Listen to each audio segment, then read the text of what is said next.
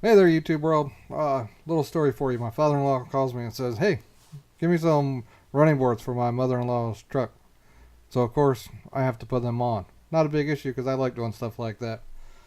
So what I put on and what I found her were these iBoards. They're 6-inch running boards. I think it's made by iBoard. I don't know. I got them on Amazon. I'll send you a link. I'll put it down in the bottom for you.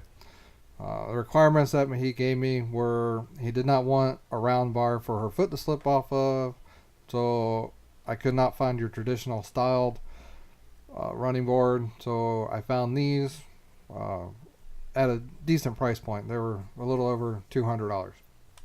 Um, you know, I like the way they look. It's not traditional. It's not a Nerf bar. It's a little bit classier. So a couple issues that I had, and you'll hear about these in the video, are going to be the directions. You know, it used one piece of paper for 3 pages.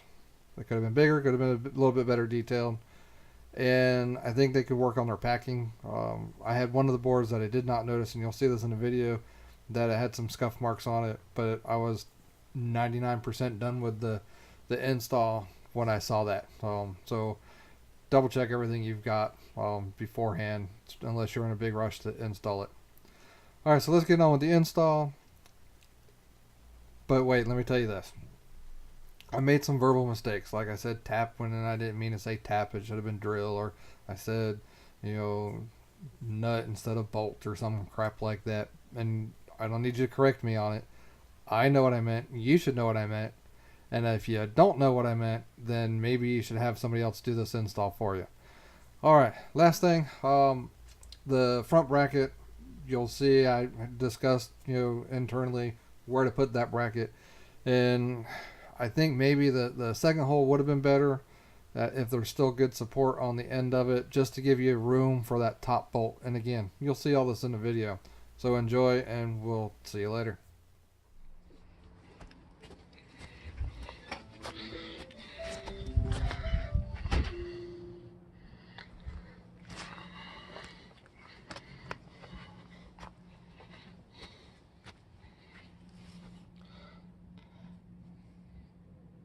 So this will be a iBoard 6-inch running board installation on a 2002 Dodge Ram 1500 quad cab, whatever you want to call it. I skipped the unboxing because you know what? It's a bunch of hardware, a bunch of brackets, some running boards, and some boxes. There you go. This is the instruction page. You can see it's 8.5 by 11, 3 pages, and honestly, the instructions are kind of crap. Especially the picture diagram right there. Remove tape. Well, let's go underneath and take a look at that. Alright, here we are underneath the truck, and you can see I've got multiple locations that I think they're referring to about removing tape. However, I got more than 4, and I need to remove 4.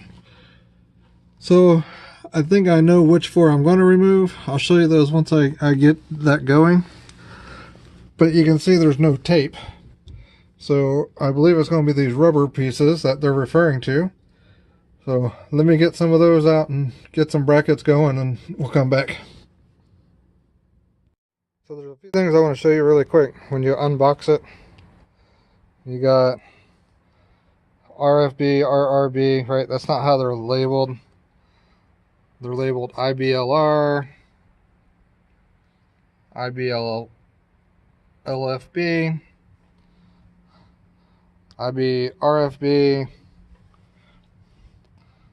IBRR, and of course you have 4 that'll label it as C. So the IB we know is going to be a useless item, and it's going to be left rear, left front, right front, and right rear. Now if we go to step 2, which is remove tape from locations as shown, install bolt plates as shown in figure 1 and 2. And we look at figures 1. It's not really showing you exactly where to remove the tape from. And then that is figure 2, which I kind of figure out what I need to do there. So let me go figure out my bracket spaces, and then we'll show you the installation of figure 2.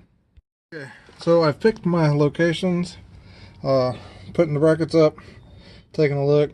So I'm coming in on the second rubber piece from the front, which will put the bracket hopefully close to the edge. The last one is going to go on the last one, or the first one from the back, which again hopefully puts the bracket right to the edge. And then the other two I just kind of stuck evenly spaced in the middle.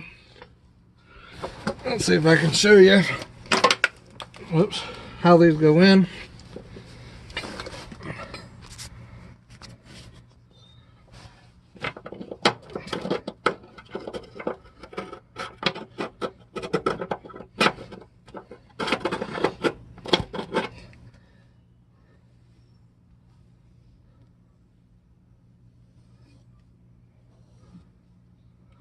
So this is your mounting bracket bolt.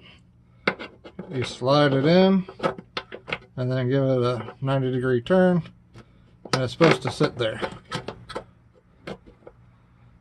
But we'll see how that works. Okay, side note for reference, steps 1 through 3, you will need 4 of these for each side, 4 of these washers for each side, 4 of the nuts, and then 4 of these plastic washers. And then when you put these in the slotted hole, you'll put it in and turn it 90. Put the long end down so that way they don't fall into the body.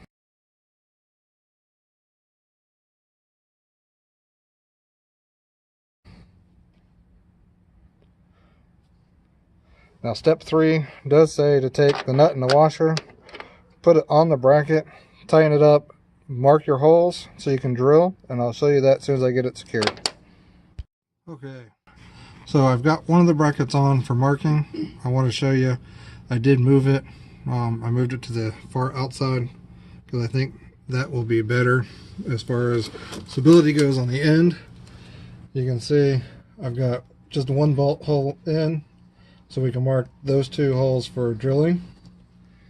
Couple things you want to do when you're tightening these up is pull down on the bracket as you're putting the nut in, on the nut on.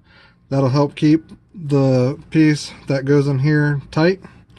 The other thing you want to do is you want to measure on this from this side and this side to an even spot on the body. That way you know you're straight up and down. That way you're not getting crooked or anything, because unless you measure, you're not going to know for sure. So this will be step 3, where you're installing the brackets to mark for drill holes. And I'm just going to use a regular pencil, mark the holes, and then I'll use a quick center punch so I don't come off my drill when I'm drilling. Once those are all done and secured, I'll come back. Alright, so step 4 requires all of that, which is attaching the brackets to the bottom.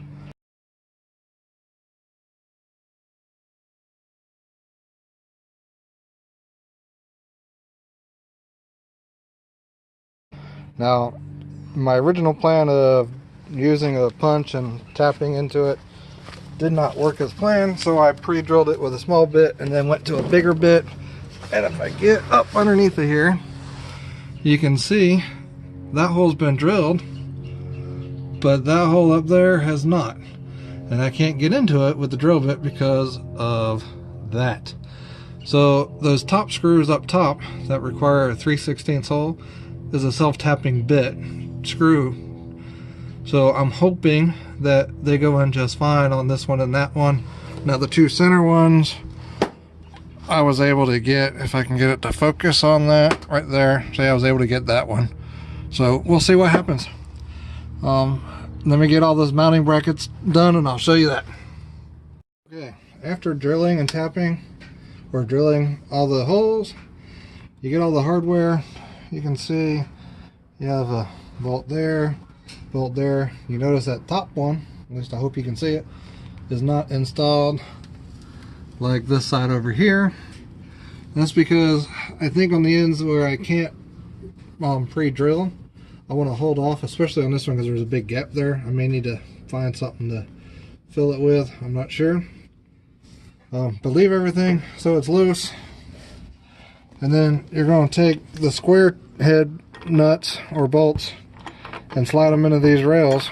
And as you go through and put them into here, I'm just loosely putting these washers and nuts on there until I get all the way down. You can see these are not done yet until I get all the way down, and then I will go through and tighten them and make sure everything's secure. After you get all the bolts lined up underneath in the rails like that and secured to all the brackets, step back, take a look, make sure you're lined up pretty even as far as forward and backwards on the truck. I went ahead and pulled the step all the way forward or out towards the outside of the truck, and now I'm going to tighten the board down, and then I'll go back through and tighten down the brackets. Installation's done. Second side. Double check all of your packaging because I didn't see any issues, but you can see rub marks there, some on the front of this one. There were no issues on the other side. Installation by yourself, plan on 2 to 3 hours, something like that, maybe a little longer. If you have help, maybe it'll go faster. But that is the iBoard 6-inch running boards for a 2002 Dodge Ram quad cab.